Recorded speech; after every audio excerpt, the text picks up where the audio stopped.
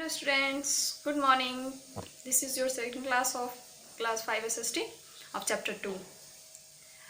पिछले क्लास में हम लोगों ने इस चैप्टर में के बारे में पढ़ा था axis of the earth, northern hemisphere, southern hemisphere, latitudes, longitudes, इन सब के बारे में पढ़ा था। तो आज के क्लास में हम इसके बारे में थोड़ा डिटेल में जानेंगे। पिछले क्लास में मैंने शॉर्ट में बताया था, अभी हम इसका एक रफ डायग्राम शो करके आपको बताएंगे। आप इसकी मदद से अच्छी तरह से इसे समझ पाएंगे।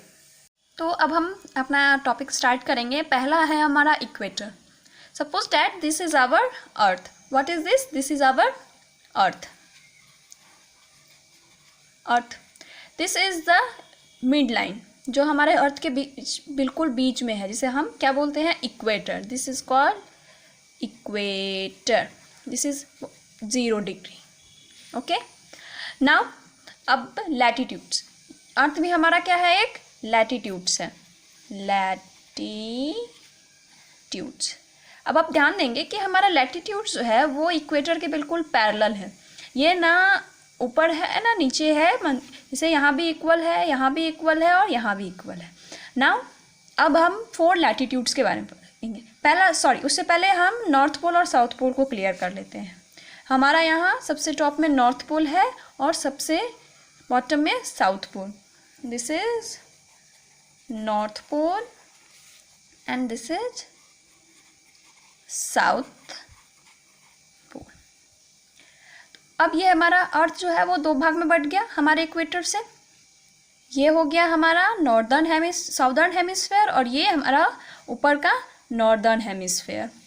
सो दिस इज नॉर्दर्न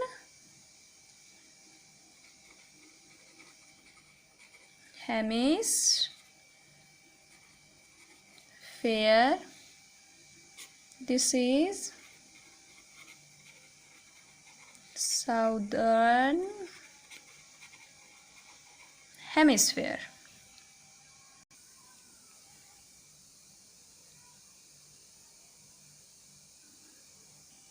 अब हम एक बार फिर से इसको रिव्यू कर लेते हैं। ये हमारा अर्थ है, ये हमारा इक्वेटर, ये हमारा नॉर्थ पोल, ये हमारा साउथ पोल, ये हमारा नॉर्दर्न हेमिस्फीयर, इक्वेटर और नॉर्थ के बीच का, इक्वेटर और साउथ के बीच का साउदर्न हेमिस्फीयर। लैटिट्यूड्स हैं, लैटिट्यूड्स सब पैरेलल होते हैं। ये आप देख रहे हैं, हमने बिल्कुल पैरेलल लाइन बनाई है। आपकी बुक में भी पैरेलल लाइन दी हुई है। 4 इंपॉर्टेंट लैटिट्यूड्स हैं हमारे: Tropic of Cancer, Tropic of Capricorn, Arctic Circle, Antarctic Circle. Tropic of Cancer और आर्कटिक सर्किल हमारे नॉर्थ में है और ट्रॉपिक ऑफ कैप्रिकॉर्न और अंटार्कटिक सर्किल हमारे साउथ में है। अब हम आएंगे नेक्स्ट टॉपिक हमारे लॉन्गिट्यूड्स पे। ये हमारा अर्थ है। ओके, हम पहले यहाँ लिख दिया है अर्थ। और ये देखिए हमारा जो लॉन्गिट्यूड है वो नॉर्थ पोल से साउथ पोल के तरफ आके मिलता है। तो ये हमारा नॉर्थ है, इसको हम एन से डोनेट करेंगे, और हमारा साउथ पोल जो है उसे हम साउथ से। तो देखिए ये लॉन्गिट्यूड नॉर्थ से स्टार्ट होके साउथ पोल में आकर मिला। ओके, ये बीच का हमारा, मान लीजिए ये हमारा लॉन्गिट्यूड है जो हमारे अर्थ को 2 भाग में बांटता है। इसमें भी ईस्टर्न हेमिस्फेयर,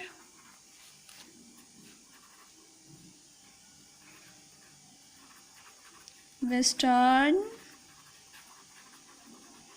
हेमिस्फेयर। ये हमारा ईस्टर्न हेमिस्फेयर हो गया, ये हमारा वेस्टर्न हेमिस्फेयर। तो 4 हेमिस्फेयर है: northern, southern, eastern and western. अब है बात कि हम इसे डोनेट कैसे करेंगे। तो 1 degree east, 10 degree east, 1 degree west, 10 degree west. इस तरह से हम इसे डिनोट करते हैं। तो अब आप देख सकते हैं कि हमारा लॉन्गिट्यूड्स किस तरह का होता है। जो हमारे नॉर्थ पोल में का जो डिस्टेंस है स्टार्टिंग में वो बहुत कम है, इक्वेटर के पास आके इसका डिस्टेंस ज़्यादा है। फिर जो साउथ पोल पे आते हैं तो इसका डिस्टेंस क्या होते जा रहा है? कम होते जा रहा है। ये देखिए जो हमारा लॉन्गिट्यूड है इसे हम ड्रॉ कर रहे हैं, तो यहाँ का डिस्टेंस कम है और यहाँ का डिस्टेंस ज़्यादा है। तो क्या हुआ? ये हमारा जो लॉन्गिट्यूड है उसका ऊपर का डिस्टेंस जो पोल के पास होता है वो कम होता है, इक्वेटर के पास सबसे ज़्यादा होता है। अभी आपने लैटिट्यूड्स और लॉन्गिट्यूड्स को समझा, हमने उसको डायग्राम के थ्रू आपको समझाया। अब है ज्योग्राफिकल ग्रिड। आपकी बुक में पिन डायग्राम दी हुई है ज्योग्राफिकल ग्रिड की, उसको देखिए। इसमें लॉन्गिट्यूड्स और लैटिट्यूड्स दोनों ड्रॉ किए हैं। वैसा पॉइंट जो लॉन्गिट्यूड्स और लैटिट्यूड्स को एक दूसरे की जगह कट करता है, जो एक दूसरे जगह जब मिलते हैं, उन्हें हम ग्रिड बोलते हैं। हमारा अर्थ का जो भी प्लेस है उसे हम ग्रिड सिस्टम के थ्रू ही लोकेट करते हैं। नेक्स्ट टॉपिक है आपका लॉन्गिट्यूड्स और टाइम। आपने कभी ध्यान दिया है कि एक कंट्री से दूसरे कंट्री का जो टाइम है वो हमेशा डिफर करता है।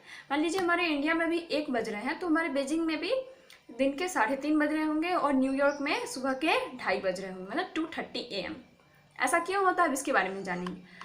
हम जानते हैं कि हमारा अर्थ वेस्ट टू ईस्ट की तरफ मूव करता है, तो जब भी हमारे सूरज की रोशनी है वो जिस लॉन्गिट्यूड पे होगी उस समय वहाँ दिन होगा।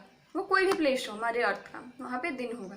तो हमारे अर्थ पे हमारा अर्थ जो है वो वेस्ट टू ईस्ट की तरफ रोटेट करता है। इस वजह से हमारे ईस्ट में पहले दिन होगा और हमारे वेस्ट में बाद में दिन होगा। San Francisco and Mumbai observe times that are 12 hour apart. San Francisco और मुंबई के जो बीच का टाइम डिफरेंस है वो 12 आवर्स का। This happens because as the earth rotates the sun it first over it in Mumbai. क्योंकि हमारा अर्थ जो है वो रोटेट कर रहा है, जिसकी वजह से सूर्य की जो रोशनी है पहले मुंबई आती है फिर सैन फ्रांसिस्को जाती है। It takes another 12 hours for Earth to rotate enough to allow the sun to be overhead in San Francisco। इसलिए सूर्य को भी हमारे पृथ्वी को भी 12 घंटे लग जाते हैं रोटेट करने में, इस वजह से सैन फ्रांसिस्को में 12 घंटे बाद उसका टाइम आता है। Along the 180-degree longitude, there is an international date line which each calendar day starts and ends। हमारा 180 डिग्री का जो लॉन्गिट्यूड है वो इंटरनेशनल डेट लाइन के नाम से भी जाना जाता है। तो उसी के हिसाब से हमारा कैलेंडर का दिन स्टार्ट होता है और ख़त्म होता है। At any hour of the day A traveller stepping across the line from the east steps forward a day. किसी भी समय दिन के अगर कोई ट्रैवलर हमारे ईस्ट की तरफ से बढ़ रहा है तो पहले वो वहाँ दिन पाएगा।